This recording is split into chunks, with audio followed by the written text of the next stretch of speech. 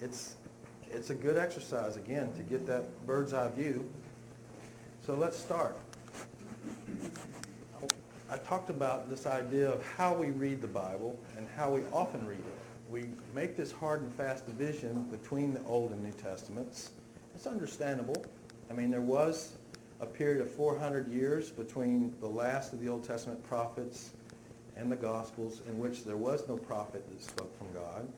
And that's by God's design. So we do have, the two Testaments are in two different languages. One's in Hebrew for the most part, a little bit of Aramaic, the other's in Greek.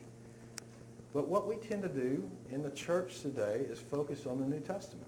That too is understandable. After all, that's where we hear most directly about Christ, his earthly ministry, and his dying on the cross for us in the Gospels. We hear about the theology of all that in the letters, Paul and others. We hear about the consummation of God's program in the book of Revelation. So in one sense, it's very understandable that as the church, we focus on that part of the Bible that most directly addresses us, the letters in particular in the New Testament. And then we kind of study the Old Testament too. I'm not sure. I think our church is the exception, frankly, but I think most Christians probably do it this way. I did it this way before I went to seminary. We tend to read the Old Testament as illustrative material for the New Testament. We don't tend to study and get the big picture, the storyline that runs through it. There's certain books of the Old Testament that we all love, Genesis, Proverbs. But as far as, and there's probably certain books in the Old Testament that we avoid. If you're planning to read through the Old Testament, you crash in Leviticus, it's understandable. But this method is going to lead you to a very different place, especially those that are committed to it in the sense of the New Testament reinterpreting the Old Testament. And I'm talking about the Reformed tradition here, where they would say that the New Testament revelation trumps the Old Testament because the New Testament revelation is about Christ, and that we should actually read the Old Testament in light of the New. Maybe you've heard people who have written books about that subject. I think that's exactly backwards. I think we read the New Testament in light of the Old because the Old came first. It is one continuous story from Genesis to Revelation. You wouldn't dream of doing what this is showing in any other book. You wouldn't read the last third of a book and then go back and try to figure out the first two-thirds. The Bible is one book. It's the Word of God. It starts in Genesis and goes to Revelation, and that's the way we ought to read it. God gave it over a period of 1,500 years through 40 different human authors. He sovereignly inspired his Word, and he is revealing himself progressively over time. It didn't all just fall out of heaven at once. I think that's hard for us to get a grasp on because we've always lived in a day where we had the completed Bible. When you're reading the Bible itself, you have to keep in mind that the original recipients of any Bible book only had what had been revealed up to that point. And even, for example, the last book of the Bible was written in 94, 95 AD, the book of Revelation. Every other Bible book had already been written, but they hadn't all been put together under one cover yet. They were still being circulated throughout the churches.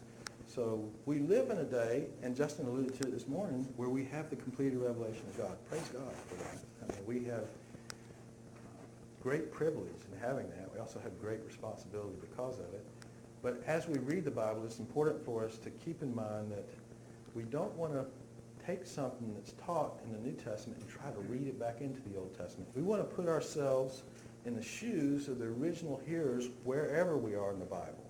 So everything up to that point is fair game as to what has been revealed when we're trying to interpret a particular passage. But later revelation, you just have to be careful about. Now there's a caveat there. Certainly there's later revelation that helps us understand prophecy that came earlier. For example, there were things that were revealed to Daniel in his book that he didn't understand at all. And we have the benefit of history and fulfilled prophecy in the New Testament to understand that. But you just want to be very careful about reading something later back into something earlier. Ellis.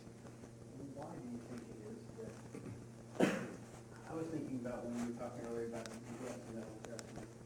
In seminary homiletics class, we had to do 4 sermons one had to be from the Old Testament. I mean, just saying it like that, first of all, that's 1 out of 4, is all you had to delve into the Old Testament.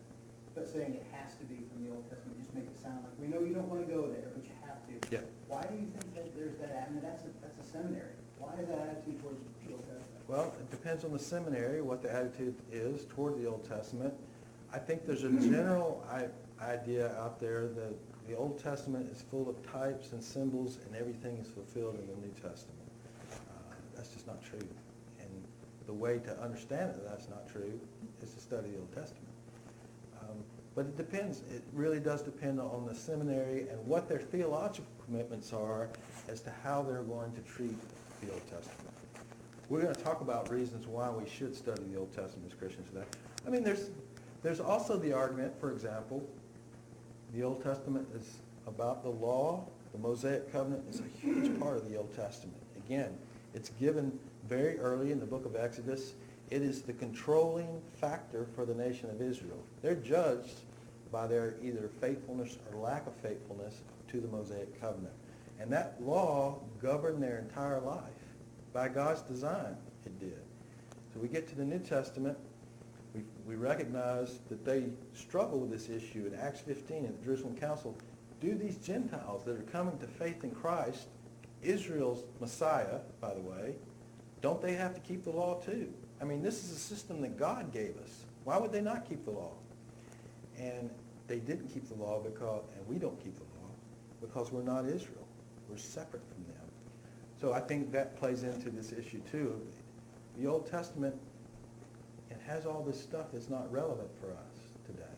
And I just think that's a mistake to have that attitude, even though I recognize that we're not under the law the way Israel is. 2/3 of our Bibles in the Old Testament, it reveals the character of God. I'm getting ahead of myself because I've got all these reasons up here why we need to study the Old Testament. I'm going to go through those. I think it may be the next slide. Does that answer your question? Is it close? Okay. So why do we need to study the Old Testament today? Let's just list off some reasons. First, I've said it already 2 or 3 times, 2/3 of our Bibles in the Old Testament. Why would we not study it? It's part of the Word of God. It also helps us to understand the New Testament better. The New Testament can only be properly understood against the background of the Old Testament. Anybody disagree with that? The New Testament is in continuity with the Old Testament. You don't just pick up the New Testament and then do. Now you can read, I don't disagree that you can read the New Testament epistles without any Old Testament background, and you can understand a lot. But think about this. Paul cites the Old Testament in those epistles all the time. He assumes that you're familiar with the Old Testament. You have a book like the book of Revelation has 400 verses in it, over half of them make an allusion back to the Old Testament. The apostles certainly were familiar with the Old Testament. That was their Bible. It was completed. So it just makes sense that we study it. Bible of the New Testament writers was the Old Testament. These writers often quote from the Old Testament. They assume that you're familiar with its characters and its content. I don't think that's an unfair assumption on their part. I think it's only fair that we are familiar with those things. The same God is the author of both Testaments. And you'll hear people that try to pit law against grace. It's a false dichotomy. There's grace, lots of grace in the Old Testament. There's law in the New Testament. It's a different law. It's the royal law, but there's law. There's commandments. There's ordinances. So to try to pit those things against each other is just wrong. Now again, we're recognizing there is a distinction between Israel and the church, and that we as the church are not under the law. That is crystal clear in the New Testament. But the law in the Mosaic Covenant is still in force. It's in force with the nation of Israel. They're still under the curses because of their disobedience. The Mosaic Covenant spelled out that there would be future restoration for that nation. That doesn't just come with the New Covenant. That comes with the Old Covenant. And we're still awaiting that in the future. Many Old Testament prophecies are fulfilled in the New Testament, and many are not. And how are you going to know which ones are unless you know the Old Testament? You know, the New Testament does some funny things with the Old Testament sometimes.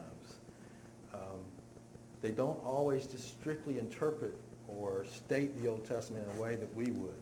They can do that because they're under inspiration. We can't do that. We can't spin new meanings into an Old Testament passage the way that the New Testament writers did. Let me just give you an example of that. Remember the incident in Matthew's Gospel where Jesus was born and they flee, they go down into Egypt to get away from Herod. They stay there until the death of Herod, and then they come back and they end up going back up to Nazareth, and that's where Jesus is going to be raised. But there's a citation there, and Matthew does this all the time. He says, in order that the word of the Lord might be fulfilled, out of Egypt have I called my son. That's a quote of Hosea chapter 11, verse 1. Go back and look at Hosea chapter 11, verse 1 in its own context. Is it talking about Christ? No. It's not even a prophecy in Hosea chapter 11, verse 1. It's referring back to the fact that God called Israel out of Egypt, when they were in Egyptian bondage. But what Matthew does, under inspiration, is take that prophecy and apply it to Christ. He does that repeatedly with a number of different prophecies. So the moral to that story is you should always, whenever you see a New Testament citation of an Old Testament passage, go back and look and see what it says first in the Old Testament context, understand what it says in its own context first, and then see how the New Testament writers are using it, because they're very creative in the way they. Sometimes it is a straight fulfillment. Sometimes it's a prediction. For example, Matthew cites, was it Zechariah, where he says, your king comes to you lowly, humbly mounted on a donkey. That's a literal fulfillment when Jesus comes in the triumphal entry. But you've got to be familiar with the Old Testament. You've got to be willing to go back and look at the Old Testament in its own context first, because it's not always the same. When you read the Gospels, you're reading about events that took place under an Old Testament economy. That's very important. I mean, we think about this hard line between the Old Testament and the New Testament. Anything that's in the New Testament must therefore apply to the church, right? Wrong. The church doesn't start until Pentecost in Acts chapter 2. The Gospels are about the life and ministry of Christ. It's true that they're written to the church. They're written to us. That's absolutely true. But when you read something like the Sermon on the Mount, for example, Christ is talking to Israel. He's talking to his 12 apostles. They'll end up being the foundation of the church. That's true. But he's talking to the nation of Israel as being a light set on a hill. And again, if you have all that Old Testament background, that makes perfect sense. Right. Yes. Would it be accurate to say that John the Baptist was the last Old Testament prophet? I heard that said before. It would be accurate to say that because, again, there's 400 years where no prophet speaks. John the Baptist comes on. His purpose of his ministry is to prepare the way for the coming of the Messiah, and his ministry is that of an Old Testament prophet. He's calling out for repentance. It's really a big part of what the Old Testament prophets, the latter prophets, were doing was to call them back to covenant faithfulness, keeping the Mosaic covenant. And he's certainly, that was a big part of his message. Repent, for the kingdom of heaven is at hand. We'll have a diagram to talk about that too. Many of the Old Testament's teachings are timeless principles. We just had a class on biblical wisdom that's as good today as it was the day that it was written. So that's not repeated in the New Testament. To get that, you have to go back to the Old Testament. I don't think most people have any qualm with that. At least I've always enjoyed the Proverbs, and Ecclesiastes is one of my favorite books now, so don't need much motivation for that. Not everything is restated and reapplied in the New Testament. Even the doctrine of creation is one that's largely in the first two chapters of Genesis. You're not going to get that if you're just sticking to the New Testament. And finally, two basic yet essential themes of the Bible begin in the Old Testament. Anybody want to take a shot at what those are? When I say two basic, okay, salvation, sin and judgment. Those are all good themes. They're not the ones I'm looking for. Okay. and maybe themes is not the best. Concepts is another way to say this. It's two things, and these things run throughout the Bible too. So I'm not saying your answers are wrong, but these things that are begin in the Old Testament, and they run all the way through the Old Testament and into the New as well. Is it all about God? Okay, it's all about God, reconciliation, no. Kingdom is one, covenants is the other. So I know that's a hard way to phrase that question because all those answers are not incorrect.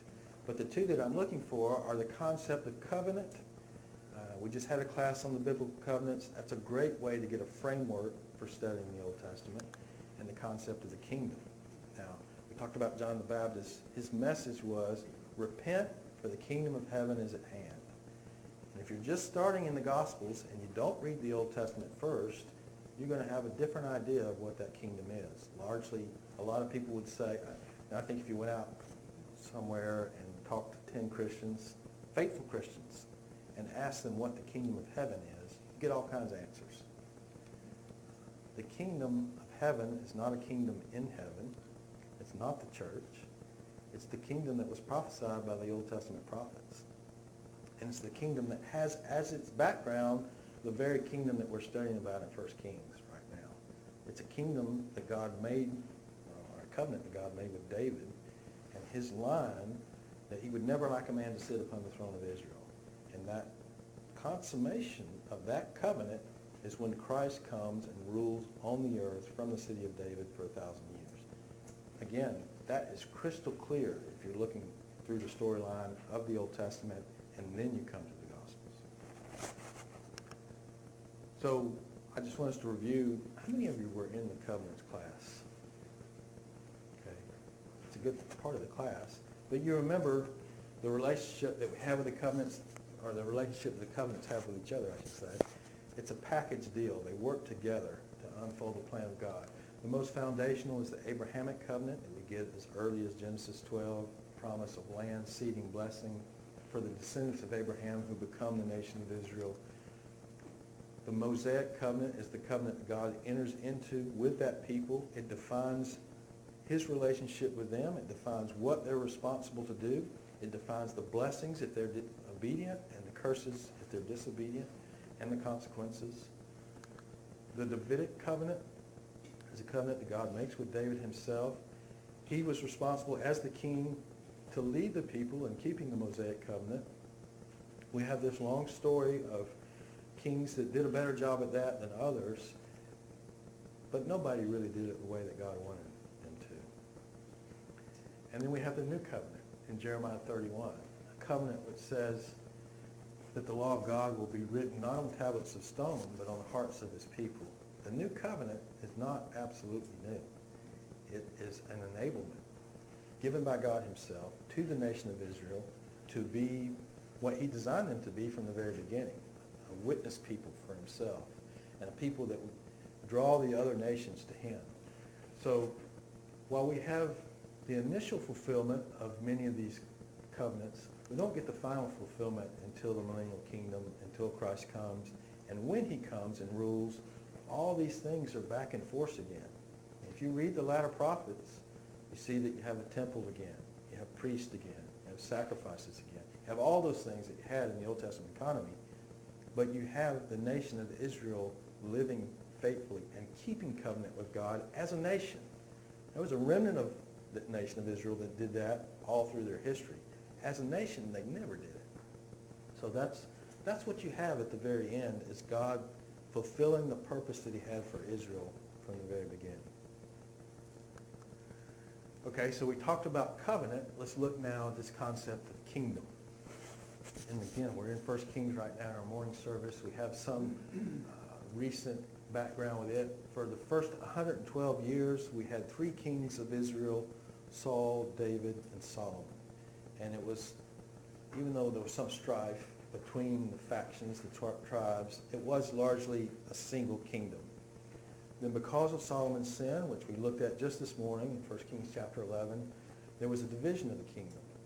10 tribes went to the north and only 2 to the south, Judah and Benjamin. And the northern kingdom eventually goes into exile in 722 BC at the hands of the Assyrians. We have the ministry of the latter prophets, and we'll talk about who those are, to the southern kingdom. By the way, it is the southern kingdom that is the promised line of David, that bottom line. The southern kingdom always had a descendant of David as the king. The northern kingdom had all different kinds of kings from different families, and there was all this political intrigue and assassinations. It was a mess. 18 different bad kings in the north. None of them were listed as a good king. None of them compared favorably to David, who was the standard for all the kings. But the southern kingdom always had a descendant of David on it. Unfortunately, and what the latter prophets tried to do was to call the southern kingdom back again to covenant faithfulness, back to keeping covenant with God, to loving God himself with all their heart, soul, mind, and strength, and not having any other idols. They were starting to do that just as the northern kingdom had, and in fact they did do it, and God took them away into captivity. If you remember, if you go back to Leviticus 26, that was the promise. If they continued in unfaithfulness, the ultimate curse was to be taken out of the land. That's what happened. 586 BC was the last of 3 dates. Yes? For all my life, I assumed, and it may still be accurate, that the Old Testament was chronological, but then we started reading through the Bible, and it jumps around. Is this the point where it starts jumping around? Yes, because, Okay. I mean, the way our English canon, we have all the prophets listed at the end. They're actually interspersed amongst the different kings. Okay. And again, if you get a copy of this inductive study Bible, Rick Luke has one right beside you, it shows where the prophets were as they ministered to the different times of the So kings. this is like an aha moment, like, okay, Okay. now it makes sense. Yes, There's a yep, balance. yep. I like the aha moments, by the way. I hope we Yeah. have a lot of those in the class. But you'll remember that the southern exile took place in stages. 605 BC, Nebuchadnezzar makes his first run down through Israel, gets Daniel and the other young men that end up being trained to serve in the Babylonian kingdom that God uses to protect the nation of Israel during that time. 597 BC, there's Ezekiel and 10,000 others that are taken into exile. 586 BC is where they say, okay, this is it. We're wiping out the city of Jerusalem, and that was the final exile. So that, in a sense, was the end of the Davidic throne, right? In a sense. Okay, in a sense, because there was no king in Israel after that point. What about the promise to David? What happened to it? Still there. Okay, it's still there. So all through the time after the exile, the destruction of Jerusalem, all the way down until the time of Christ, you have the line of David being preserved. And then, like Eric noted earlier, you have John the Baptist. He didn't come out of heaven, but he was sent from God, it says. Yes, it is. Yeah, I know. And his message is, and again, with all that background, we had the line of kings that existed in the southern kingdom. We had these prophecies. I forgot to mention, this is really important. Not only did they call the nation back to covenant faithfulness, they talked about this future king that was coming, and that he was going to be a shepherd for the whole nation, and he was going to keep the law of God in a way that the previous kings had not, and the government was going to rest upon his shoulders. You have all these prophecies that deal with the coming Messiah, which means anointed one. It means king. So when John the Baptist burst on the scene, his message is repent, for the kingdom of heaven, or the kingdom of God, is at hand. It's a kingdom that comes from God. That's in accord with what we read in the book of Daniel. Remember, you had this series of Gentile kingdoms that would run their course, and then you have a stone that's cut out without hands that comes and smashes the feet of the statue that represent those Gentile kingdoms. This is a kingdom that is an earthly kingdom, but it has its origin in heaven, and it's of a very different character than the Gentile kingdoms that preceded. His message is repent, for the kingdom of heaven is at hand. That is the message of Jesus himself following John the Baptist. That is the message of Jesus' disciples as he trains them and sends them out to proclaim the coming kingdom. What is the response to that message during Jesus' day? Rejection. The nation of Israel in particular completely rejected, and I'm talking about the leaders of the nation, the Pharisees, the scribes, the Sadducees, the ones who knew the Old Testament best said, this guy's not the one. Can anything good come out of Nazareth? Who is this guy? We've seen him grow up right here. You don't, when the Messiah comes, nobody will know where he comes from. So, because the nation rejected that offer of the kingdom, there entered a new phase of the kingdom. And this is very evident from Jesus' own teaching ministry.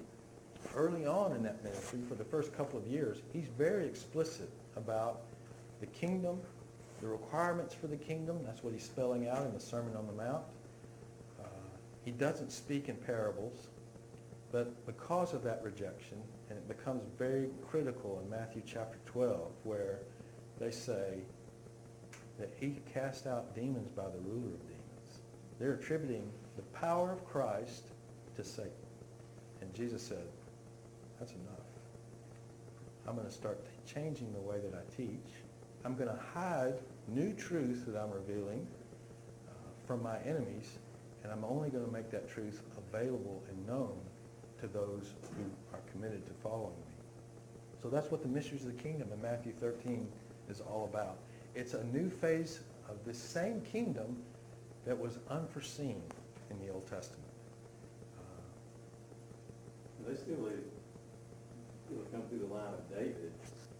Are there Jews that are keeping up with that line somehow? I mean, they've got to believe that. They believe the Old Testament.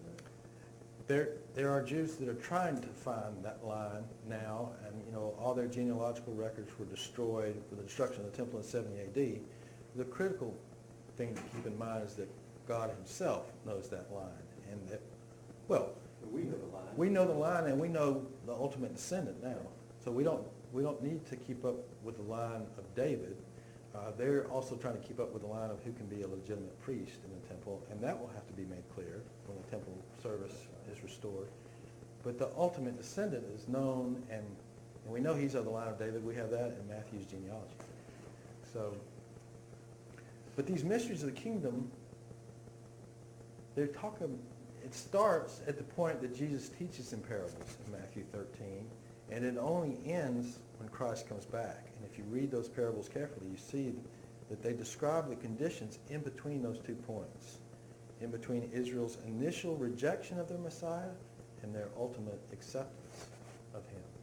In between, or as part of that, and we're living in that age right now, by the way. We're living in a time between Christ's first coming and his rejection and his return. So those parables have an application for our age. It's not strictly synonymous with the church. So we have, within that period of time, the descending of the Holy Spirit at Pentecost and the beginning of the church, and then the church is eventually taken out when the fullness of the Gentiles comes in and before the time of tribulation. So the 7 years is the day of the Lord that's also talked about by the Old Testament prophets. It's after the rapture of the church and before the return of Christ.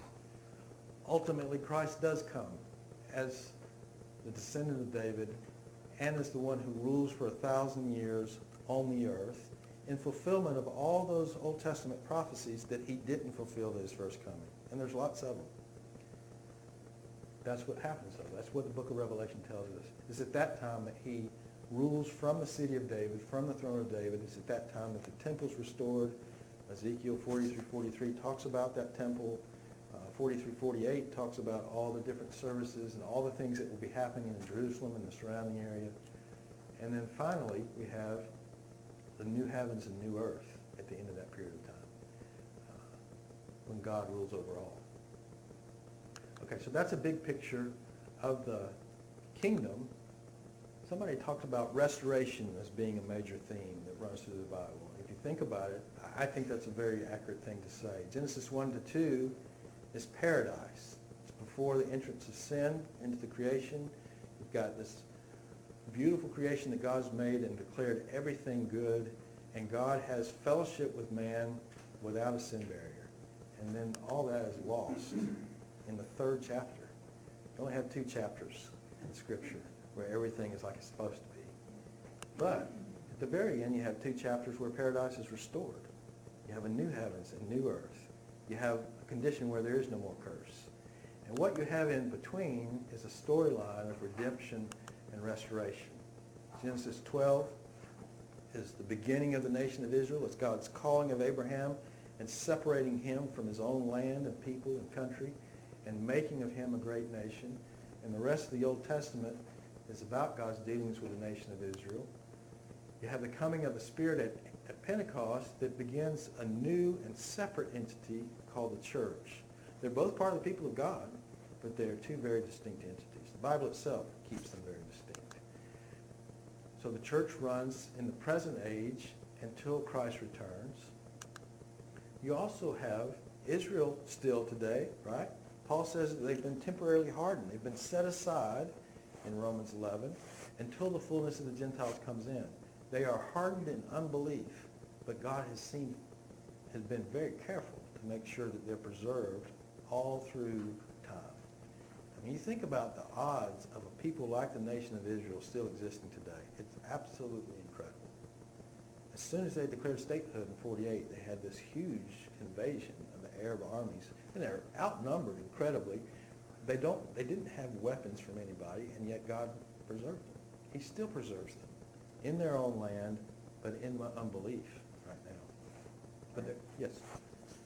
Yeah, I know this is a survey class, but when you say, there's a distinction between the church and Israel, how would you treat that verse that says, not all Israel is Israel, but those who believe in Jesus are Christ? So, well, it doesn't say those who believe in Jesus. What it's saying there is physical descendancy from Israel is not enough. The true Israel are those who embrace the Messiah. You also have in the church, you had it at the very beginning and you have it today, believing Jews. So you've always had a believing remnant even through all the time that Israel has been hardened. So, he's not saying there in any sense, and I've heard other people make this argument, that the church is the new Israel. He's not making that case at all. He's simply saying, and Jesus said the same thing, it's not enough just to be a physical descendant of the nation. You have to believe. You have to accept the revelation that he's given to be a true Jew. It's the same thing in Romans 2. A true Jew is one that's not just circumcised on the outside, it's one that has a circumcised heart. So that's the point that Paul's making. It's not enough just to say that and even during the tribulation period, 2/3 of the nation is going to die over the course of that period.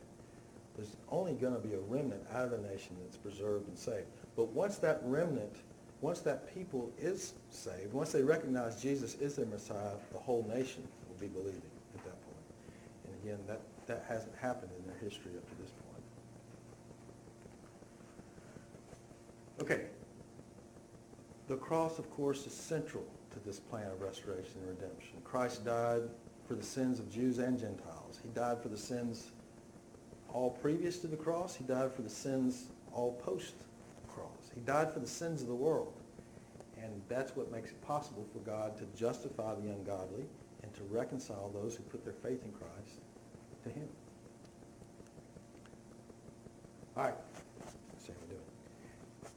We talked about the fact that there's an English canon. When I say canon, I just mean the way that the books of the Bible are arranged, and Hebrew canon. Any of you ever looked at a Hebrew Bible? It's a very different kind of book. I should have brought one today. But Hebrew is written right to left and read right to left. So when you open the Hebrew Bible and you want to get to the book of Genesis, you start back here. And you turn the pages this way. And the arrangement of the books through the Old Testament is just different, and that's what we're going to look at now. Hey, these are God's people. We're the ones that are confused. I just get the picture. This division of the canon is spoken of by Jesus himself in the New Testament. Now he said to them, "These are my words which I spoke to you while I was still with you, that all things which are written about me in the law of Moses and the prophets and the Psalms." Now, the Psalms kind of stands in for what the Hebrew Bible today calls the writings. It's more than just the Psalms, but we'll talk about each one of those divisions now. The acronym is Tanakh. Anybody ever heard that term? T stands for what? Torah. Yes, the Torah. The Torah is The first 5 books of the Bible is also known as the Pentateuch, 5 books, 5 scrolls. The N stands for the Hebrew word for prophets, Nebu. Well, let's throw this up there. Torah is the law. It's also called the law. The law is what dominates those first 5 books. Obviously, there's more than just the Mosaic covenant in there, but that is the biggest part of the Torah. The Nebuim are the prophets, and the Hebrew canon divides them up into former and latter prophets, Joshua, Judges, Samuel, and Kings. We would call those historical books, in addition to others. And then the latter prophets are Isaiah, Jeremiah, Ezekiel. It's interesting, Daniel is not included in the prophets. Anybody know why?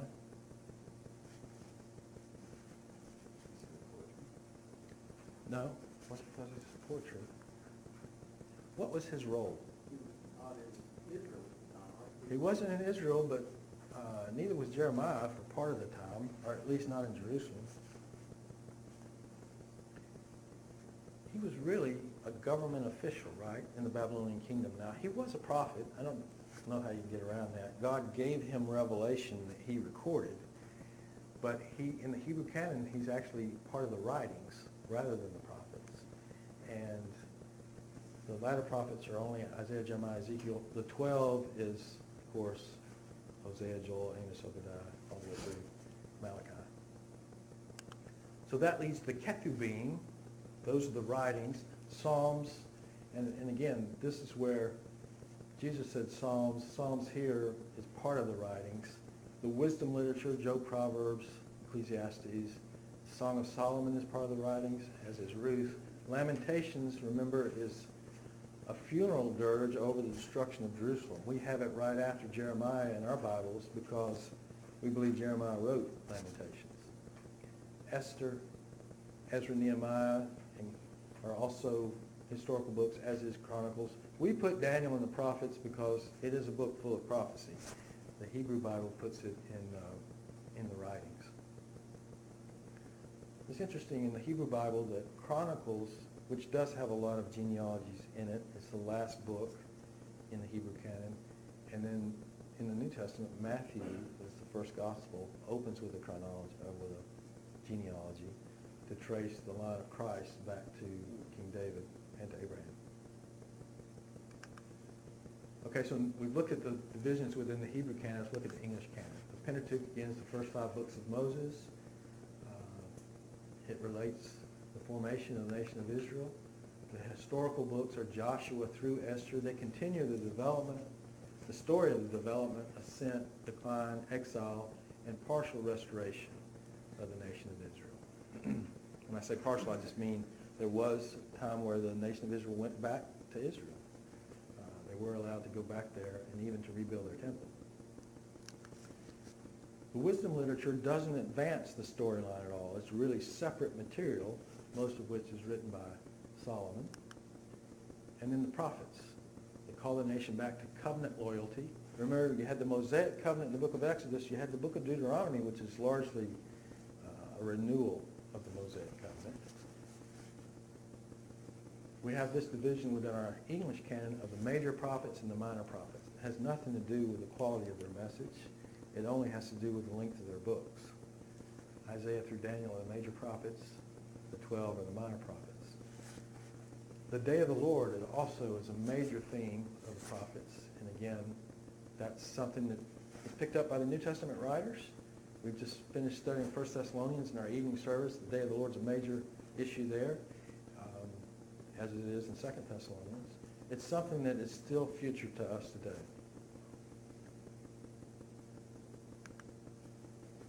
So when I say integration of Old Testament books, and this goes back, James, some to your question, the Torah is Genesis to Deuteronomy. We have the patriarchs and Moses are the main characters there.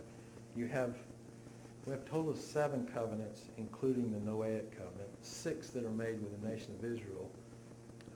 3 of those 6 come within the first 5 books of the Bible. Sorry, 4 of those 6. And that gives you an idea of how foundational and important the study of Genesis through Deuteronomy is.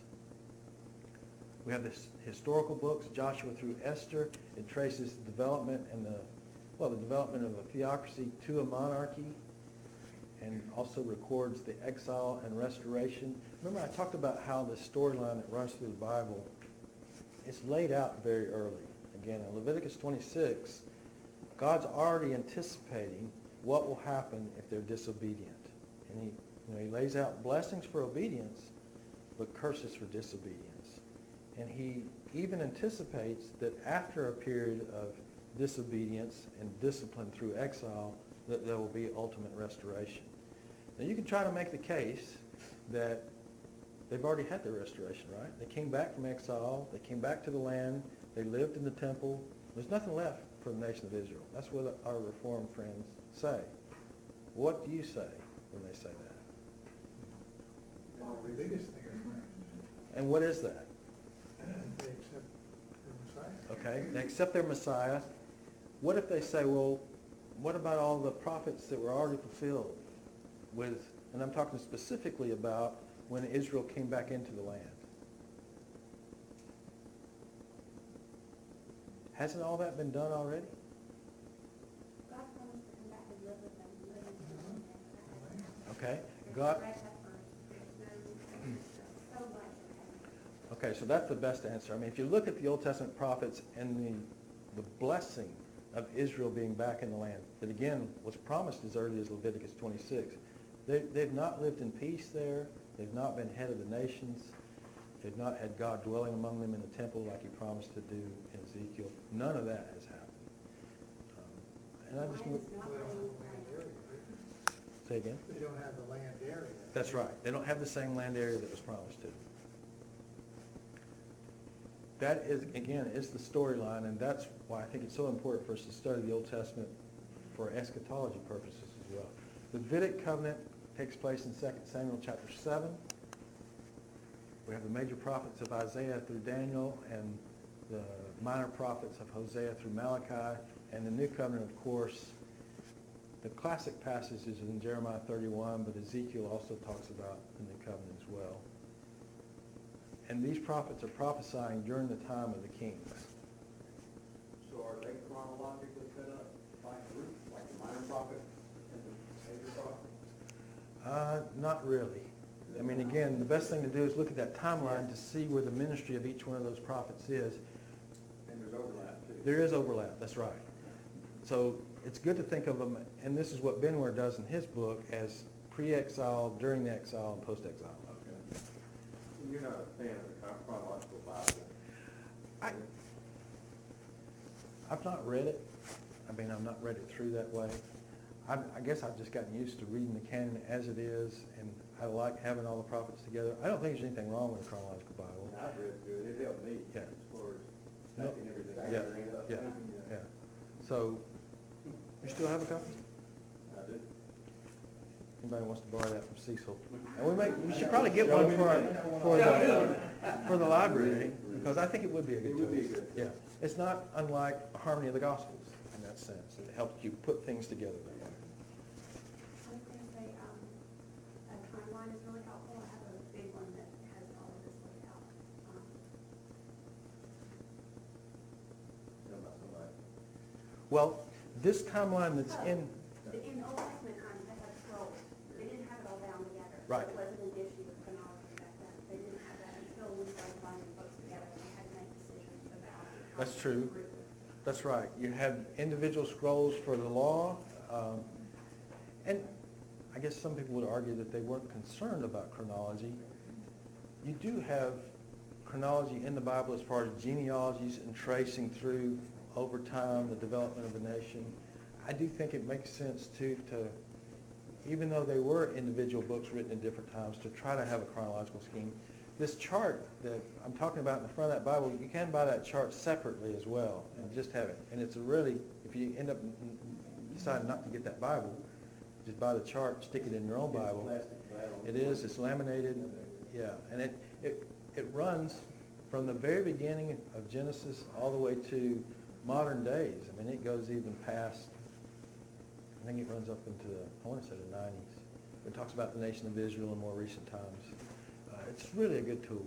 It's actually put together, it uses John Whitcomb's chronology. So, let's see what we got left here. Wisdom literature, as we said, doesn't really, it's written, I think, largely by Solomon, but it's timeless in the sense of covering the whole time period of the other Old Testament books. So that concludes our lesson for today. What I would encourage you to do, again, maybe some of you don't like to skim, especially skim the Bible, but I'm just trying to get you to get that big picture. So if you could start in Genesis and just try to skim through all the way through Deuteronomy. And again, I'm not saying read every word. If there's chapters that you're really familiar with, you can just blow through those and get the big picture. We're going to start next week with the book of Genesis and just work through a Bible book each week. What you need to do for sure for next week is read Ben Ware and Zook. And again, if you're just doing the minimum, get this book. It won't take you long to read any of the weekly assignments in here, and that alone would be very beneficial. If you did nothing but read this book and come to the class, you can get a lot out of the class. You're not going to get I the already same. have that. Okay. So I've got another copy freed up. I'll have 2 copies next week if anybody wants one of those. Any other questions before we close?